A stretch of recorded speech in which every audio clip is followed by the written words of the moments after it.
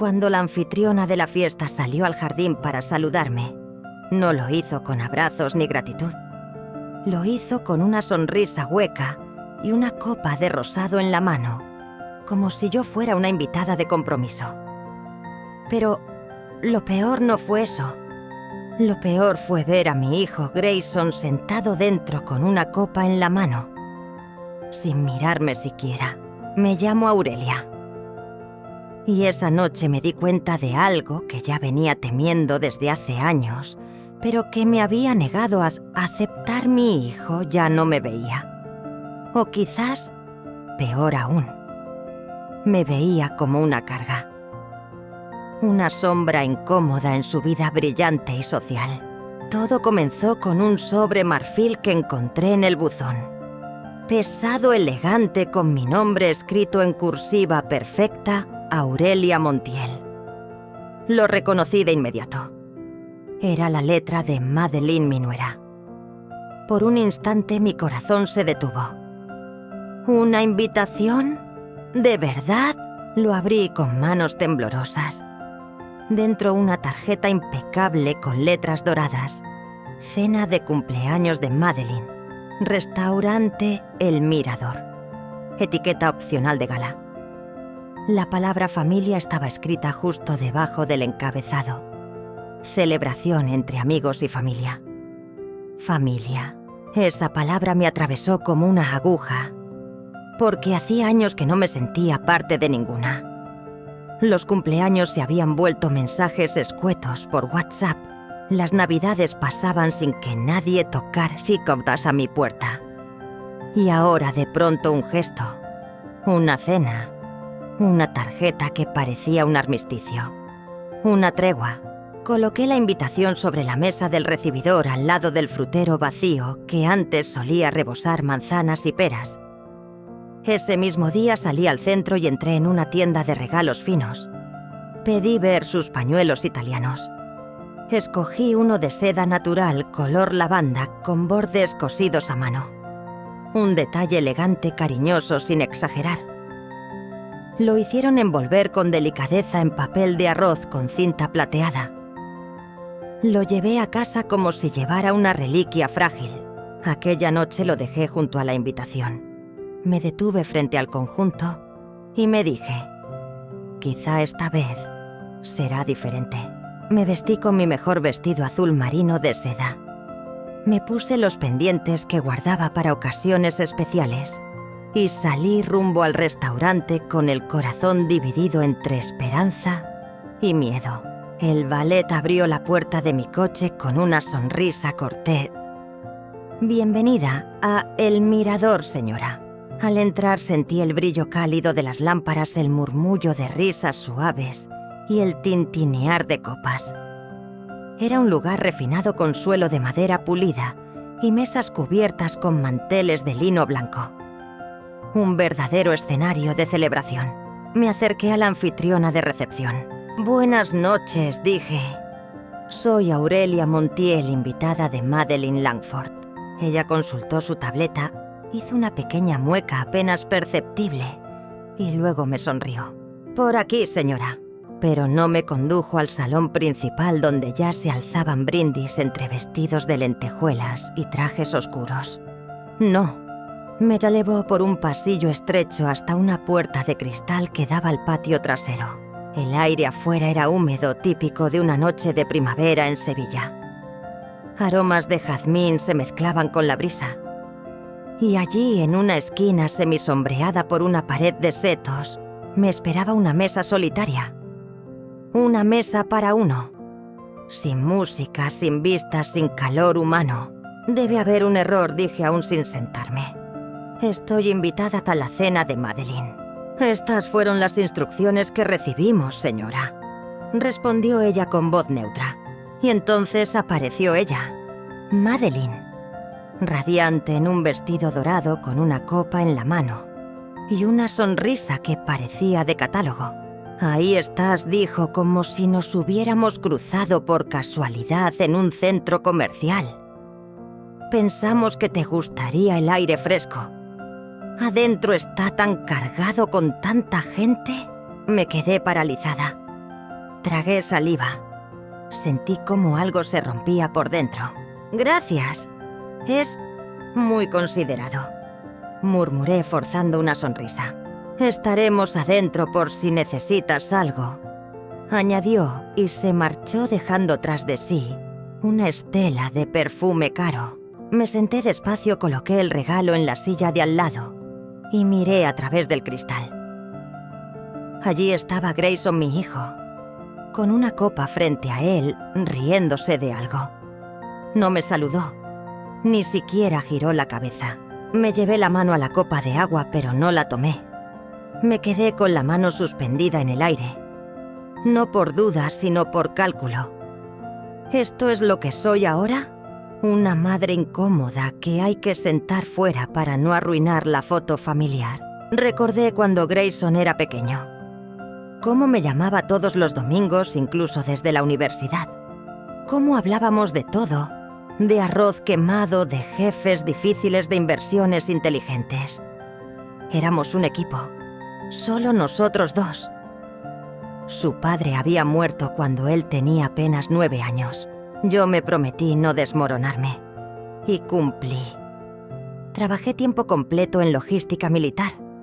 Preparaba cenas. Lavaba uniformes. Aplaudía en cada partido de béisbol, incluso cuando perdían 10-0. Nunca fallé. Jamás. Y cuando trajo a Madeline por primera vez, yo la recibí con los brazos abiertos. Le presté mi abrigo en un invierno helado. Le ayudé a rehacer su currículum. Le conseguí una entrevista en una consultora donde yo había trabajado. Y sí, también pagué las flores de su boda. Y ahora, esto era lo que merecía. Apreté las manos en mi regazo. La rabia no era fuego, era hielo. Una congelación lenta de todo lo que había sentido por ellos. Me habían desplazado. De la casa, de las conversaciones, de la mesa y ahora de la celebración. Respiré hondo. Me dije a mí misma lo que mi terapeuta, la doctora Hidalgo, me había repetido una y otra vez. Mantente digna. Mantente visible incluso cuando ellos elijan no verte. Así que levanté el mentón. Crucé las piernas con elegancia. Me serví agua como si estuviera en un banquete real. Porque en ese momento entendí que lo que dolía no era el desprecio. Era ya haberme acostumbrado a él. Y justo cuando la tristeza amenazaba con devorarme, el teléfono vibró. Una notificación. Un mensaje de Lindsay, mi directora legal. Firma final en 2 horas. Te necesitan en persona. Me quedé mirándolo. Otra realidad. Un mundo donde yo importaba. Donde yo decidía. Donde mi silla no estaba en el patio. Estaba al frente, al mando. Y en ese instante, supe exactamente lo que debía hacer. La traición no siempre llega con gritos ni portazos. A veces llega vestida de terciopelo con palabras suaves y una copa de vino en la mano. A veces llega cuando te sientan afuera mientras tu familia brinda adentro. El vaso de agua temblaba entre mis dedos. Ni siquiera era cristal, sino uno de esos vasos baratos de terraza.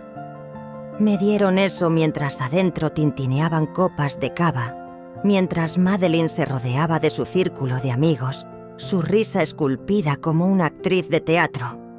Era su noche. Y yo era el adorno no deseado que alguien había olvidado guardar. Observé a través del cristal. El salón brillaba en tonos dorados con centros de mesa llenos de orquídeas blancas y camareros deslizándose como bailarines por entre las mesas. Era un escenario diseñado para impresionar, pero no para incluirme. Grayson estaba allí, claro, a escasos metros, pero parecía a años luz. Reía con una pareja que no reconocía. Ni una mirada hacia afuera, ni una seña, ni un atisbo de mamá. Me pregunté no sin amargura si Madeline le habría dicho: «Ya la sentamos. No molestes». O quizás ni siquiera eso. Tal vez él lo sabía de antemano. Tal vez él también lo aprobó. Me llevé una mano al pecho. No por dramatismo, sino porque por un instante creí que me iba a faltar el aire. ¿Cómo llegamos hasta aquí, Grayson? Recordé cuando eras niño. Cuando no te dormías y no te acariciaba el cabello. Cuando lloraste por primera vez tras el funeral de tu padre y me dijiste con voz entrecortada: ahora soy el hombre de la casa. Y lo fuiste. Lo fuiste por años. Cocinabas los sábados. Me ayudabas con las facturas. Me escribías mensajes cada vez que ibas de excursión con el instituto, como si yo necesitara un parte de guerra. Pero ahora eras un desconocido. Peor aún, eras un espectador pasivo de mi exclusión. El camarero apareció sin hacer ruido. Me preguntó si deseaba algo más. Le pedí un poco de vino, aunque supiera que el vino no curaba nada. Pero necesitaba algo que me atara a la dignidad. Algo que me ayudara a resistir la tentación de levantarme y gritar. Mientras esperaba la copa, mi teléfono volvió a vibrar. Craig, helicóptero disponible en 20 minutos. Coche en camino. Confirma recogida. Lo leí 2 veces. La vida, como siempre, me ofrecía una bifurcación. 2 caminos: seguir sentada como espectadora de una farsa familiar, o levantarme y caminar hacia lo que verdaderamente construí con mis manos, mi empresa, mi propósito. Mis dedos temblaban sobre la pantalla no por indecisión, sino por rabia contenida. ¿Cómo permití esto? ¿Cuántas veces más iba a aceptar una mesa en el patio cuando había construido mi propio imperio? Toqué con firmeza procede. Aterrizaje en muelle central. El camarero regresó con una copa de vino tinto. Lo acepté, le agradecí y luego le pedí la cuenta. ¿Estás segura?, preguntó. Completamente. Mientras firmaba el recibo, levanté la vista por última vez hacia el interior. Justo en ese instante, Madeline levantaba su copa. Todos sonreían. Las velas parpadeaban. Un brindis. Y yo, una silueta invisible detrás de un seto. ¿Quién era esa mujer allá dentro? La misma que años atrás temblaba de nervios la primera vez que vino a cenar a casa. La misma que me pidió ayuda para redactar su currículum llorando, porque no sabía cómo volver a empezar. Yo la cuidé, la protegí, le di espacio, le di oportunidades. Y ella me sacó de la foto. Me puse de pie con cuidado. Ajusté mi pañuelo. El regalo aún descansaba en la silla. Lo tomé entre las manos y lo acaricié una última vez. Ya no era un símbolo de reconciliación. Era una reliquia del autoengaño. Enfilé hacia la salida. Cada paso era una declaración de independencia. Sentía que las plantas del pie marcaban territorio, que la noche me abría el camino. Crucé la puerta del patio y salí al borde de la acera. Las luces de la ciudad brillaban con su indiferencia habitual. Y allí, esperándome, estaba el coche de la empresa. Craig me saludó con una leve inclinación de cabeza. Me subí sin mirar atrás. ¿Lista, señora Montiel?, preguntó. Más que nunca respondí. Durante el trayecto al muelle, abrí el portátil. Revisé los últimos ajustes del contrato. Estrategias de implementación logística de entrega, cláusulas de penalización. Lo conocía todo de memoria. Ese era mi verdadero idioma. No las sonrisas falsas, no las cenas formales, sino los números, los acuerdos, la responsabilidad. A los pocos minutos, la silueta del helicóptero apareció en el cielo, descendiendo con elegancia sobre el helipuerto. Un par de curiosos observaban desde la calle apuntando con sus móviles. Las hélices agitaban mi cabello. El aire olía a libertad. Craig me ayudó a subir. Cerré la puerta. El interior era silencioso, eficiente, preciso. Como yo. Mi asistente Jenna me entregó una tableta.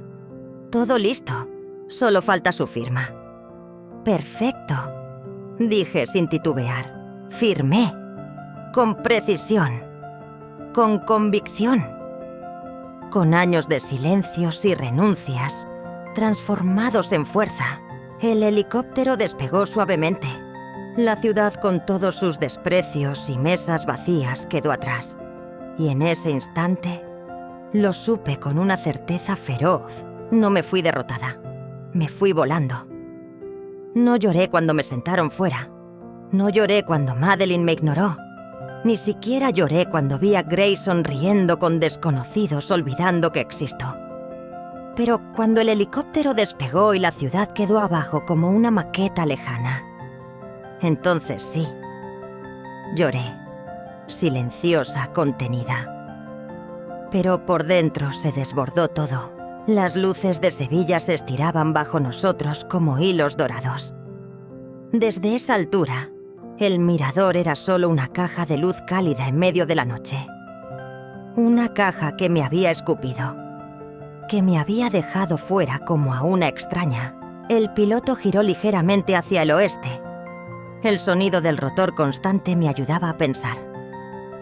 Jenna, mi asistente, me alcanzó un vaso de agua y la tableta con los documentos finales. Pero antes de concentrarme, necesité cerrar los ojos. Me vi a mí misma hace 10 años, sentada en el salón de mi casa, organizando la boda de Grayson. Yo elegí las flores porque Madeline no tenía tiempo. Yo coordiné con el catering cuando su madre se desentendió. Yo pagué los centros de mesa. Y sin embargo, cuando los fotógrafos entregaron el álbum final, apenas salía en 2 fotos. En una de espaldas, en la otra sirviendo vino.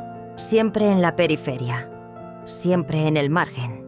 Aquí está el anexo con las últimas modificaciones, dijo Jenna interrumpiendo mis pensamientos.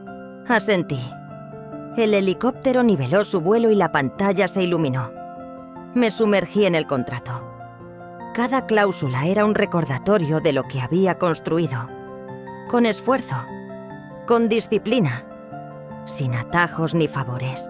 Mientras revisaba el calendario de entregas y los requisitos técnicos, mi mente volvió traicionera a Grayson. ¿En qué momento dejamos de hablarnos como antes? ¿Cuándo decidiste que ya no era necesario llamarme los domingos? ¿Fue decisión tuya o de ella? Lo más doloroso no fue su risa en el restaurante. Lo más doloroso fue darme cuenta de que él sabía. Sabía que yo estaba sentada sola. Sabía que me habían apartado. Y no hizo nada. Podía haber salido a buscarme. Podía haberme abrazado. Podía haberme dicho: «Perdón, mamá. No fue mi intención». Pero eligió la comodidad. Eligió el silencio. Y yo, por primera vez en mi vida, elegí no suplicar. Terminé de firmar el contrato en el último tramo del vuelo. El helicóptero comenzó el descenso hacia el helipuerto de las oficinas centrales en Madrid. Una luz suave iluminó la cabina. Todo aprobado, le dije a Lindsay, que esperaba en línea desde la oficina legal. Programa la rueda de prensa para el lunes. Y asegúrate de que el equipo de ingeniería esté al tanto de los nuevos plazos. «Lo hiciste», Aurelia dijo con voz emocionada. Este contrato era casi imposible. Lo hicimos, corregí, porque lo trabajamos juntas, desde el primer borrador hasta hoy. Al aterrizar, la brisa de la capital me golpeó el rostro como una caricia. Bajé del helicóptero con paso firme. Una fotógrafa del equipo de comunicación estaba esperando. Me tomó una imagen mientras saludaba al equipo. Sonreí con la serenidad de quien ha sobrevivido al naufragio emocional de su propia familia. Esa misma noche en mi piso el silencio fue absoluto. Pero no era el silencio de la soledad. Era el silencio del descanso, del alivio. Encendí una vela. Me serví una copa de vino, esta vez bueno, verdadero, sin pretensiones. Y me senté en el sillón junto a la ventana. Las luces de la ciudad brillaban como constelaciones humanas. Mi móvil vibró. Un correo. De Grayson. Asunto podemos hablar. No lo abrí de inmediato. Solo lo miré. Lo dejé ahí como una piedra en el camino. Luego llegó otro. Madeline, las niñas no dejan de hablar del helicóptero. No sabía que eras esa clase de persona. Sin saludo, sin disculpa, solo sorpresa, casi molestia. Como si el hecho de que yo tuviera una vida fuera de su burbuja fuera un insulto. Apagué la pantalla. No respondería. Al menos no hoy. Tal vez nunca. Porque por primera vez en años no tenía ganas de explicarme, ni de justificar mi silencio, ni de mendigar un lugar en una mesa donde ya no se sirve afecto. Al día siguiente la cena fue en mi casa. Una cena improvisada pero llena de sentido. Mi CTO trajo vino. Jenna preparó su famosa tarta de limón. Mi ahijada Ava puso la mesa con platos desiguales y demasiadas velas. Y ahí estaba yo, rodeada de gente que me quería sin necesidad de apellido, sin alianzas familiares, solo por lo que soy. En un momento, Ava se acercó y me susurró, mientras recogía los platos. «Tienes una mirada distinta esta noche. Más ligera», le sonreí. Quizás porque por fin entendí algo. No me falta una familia. Me faltaba una mesa que no me hiciera sentir invisible. Levanté mi copa y brindé. Por quienes hacen espacio para ti sin preguntarte si traes invitación. Los vasos tintinearon. Las risas llenaron la sala. Y en medio de ese sonido comprendí algo aún más profundo. No perdí a mi hijo. Él se perdió a mí. ¿Y eso? Ya no era mi culpa. Lo vi en sus ojos cuando salí del restaurante. No era preocupación, no era remordimiento. Era pura incomodidad, como si mi existencia le recordara algo que prefería enterrar. Y ella ni siquiera fingió. Solo apretó los labios y cruzó los brazos como si estuviera lidiando con una empleada difícil de despedir. Los tacones de Madeline resonaban con ese ritmo estudiado que siempre tuvo. Segura medida, perfectamente consciente del efecto que causaba. Me alcanzó justo cuando llegaba al final del seto, en el límite entre la sombra del jardín y la luz de la calle. «¿Te vas ya, Aurelia?», dijo con esa voz empalagosa y falsamente amable que aprendió de su madre o de alguna serie de televisión mediocre. Me detuve. Me giré con lentitud. En sus ojos no había preocupación, solo un leve fastidio. Como si le arruinara la estética de la noche con mi salida intempestiva. «Es tarde», respondí sin perder la calma. «Y tengo asuntos más importantes que atender». Entonces apareció Grayson unos pasos detrás. El brillo en sus mejillas revelaba que había bebido más de lo que solía. Llevaba el móvil en una mano y la expresión de alguien que acababa de recordar algo inconveniente. Yo, su madre. «¿Mamá?», empezó dudando. «Es la noche de Madeline.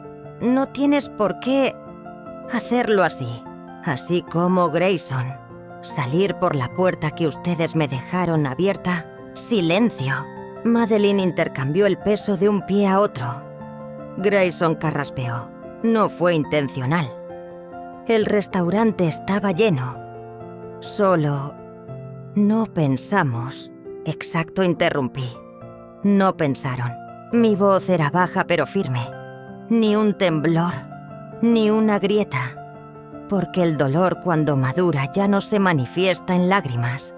Se transforma en precisión. Saqué de mi bolso el pequeño paquete envuelto en cinta plateada. Lo extendí hacia Madeline. «Esto era para ti. Lo compré en una tienda del centro. Seda de Florencia». Pensé que podríamos estar empezando de nuevo. Ella lo tomó con las dos manos. Confundida, incómoda, como si no supiera si debía agradecer o disculparse. No hizo ninguna de las dos cosas. Me giré hacia Grayson. «Estoy en medio de una negociación por un contrato de 6 millones con defensa. Me pidieron estar presente, personalmente. ¿Sigues con eso?, preguntó sorprendido. Pensé que me había retirado, que estaba jugando a la empresaria, que no tenía nada más que hacer que esperar invitaciones para cumpleaños donde se me sienta fuera. ¿Eso pensaste? Se quedó callado. Lo miré por un instante. En ese momento no vi a mi hijo. Vi a un hombre domesticado por la indiferencia, por la costumbre de subestimarme, por el egoísmo que le fue cómodo adoptar. Yo dirijo la compañía Grayson, añadí. Y esta noche, mientras ustedes brindaban, yo firmé el futuro de Kestrel Dynamics. Yo no sabía. ¿Por qué no preguntaste? Hubo un silencio espeso que ni el rumor lejano del tráfico pudo romper. Madeline miró a otro lado. Grayson bajó la vista. Disfruten lo que queda de su noche, dije finalmente. Me volví hacia la calle. Mis pasos resonaban en el asfalto con determinación. La brisa me acariciaba el rostro y mi pañuelo se soltó un poco del cuello. Lo ajusté sin detenerme. Cuando llegué al paseo marítimo, el parque junto al muelle ya estaba acordonado con cinta discreta. Unas cuantas personas curioseaban a los bordes murmurando. Y entonces el sonido. Primero lejano como un zumbido, luego claro, poderoso. El helicóptero apareció por encima de las palmeras recortado contra el cielo oscuro.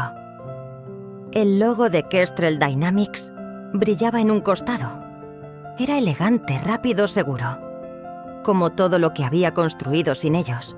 Los rostros en el restaurante visibles desde el ventanal se giraron. Algunos se levantaron. Pude ver las siluetas de amigos de Madeline con sus copas suspendidas en el aire. Todos miraban hacia el cielo. Todos me miraban. Avancé sin mirar hacia atrás. Craig me esperaba con los auriculares puestos. Me saludó con un leve gesto de cabeza. Subí. Cerré la puerta.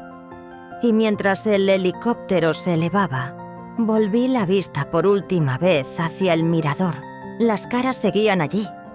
Madeline y Grayson, atrapados en un momento que no podían controlar. Por fin, sin guión. Y yo por fin fuera de escena. Pero no como la olvidada, sino como la que eligió irse. La cabina se iluminó suavemente. Jenna me entregó una tableta. Ya está todo listo para la firma definitiva. Perfecto. Revisé los términos. Cronograma de pagos, derechos de licencia, distribución global. Firme. Y se lo devolví con firmeza. Hecho. Lindsay, conectada en línea segura, suspiró. Aurelia, nos salvaste. Sonreí, pero no por orgullo. Sonreí porque por primera vez sentí que el peso que llevaba encima no era mío, era de ellos. Y ya no lo cargaba. Afuera la ciudad era una constelación de luces lejanas. Dentro todo estaba en calma. No necesité decir más. No necesité gritar. Solo mostrarme. Como lo que siempre he sido, una mujer que no necesita un sitio en la mesa, porque construyó la suya. No todas las venganzas se sirven frías. Algunas se sirven en silencio con una copa de vino en la mano, una firma impecable al pie de un contrato y un helicóptero que despega mientras todos te miran desde el suelo, sin entender qué acaba de pasar. 2 días después de aquella noche en el mirador, estaba sentada en mi comedor, rodeada de personas que sabían exactamente quién era yo.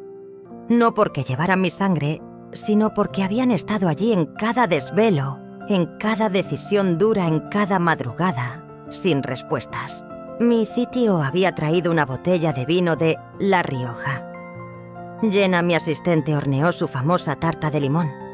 Y mi ahijada, Ava, decoró la mesa con velas torcidas y servilletas desiguales.